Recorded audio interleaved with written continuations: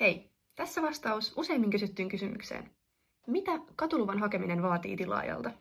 Eli katulupahakemus vaatii aina liikennejärjestelysuunnitelman, eli dokumentin, jossa on esitetty se, miten ajoneuvoliikenne ja jalankulkijat pystyy kulkemaan turvallisesti ja sääntöjen mukaisesti työalueen ohi.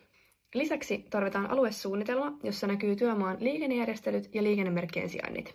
Jos työmaa sijaitsee rakennuksen edustalla, hakemukseen tarvitaan myös asunto- tai kiinteistöosakeyhtiön valtakirja.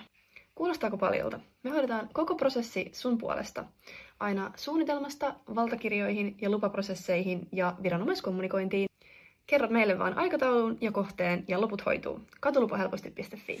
Katulupahelposti.fi. Katulupahelposti ilman säätöä.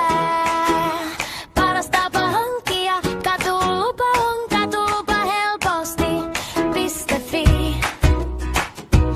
Sujuva, palveleva ja edullinen muista siis. Katulupahelposti.fi.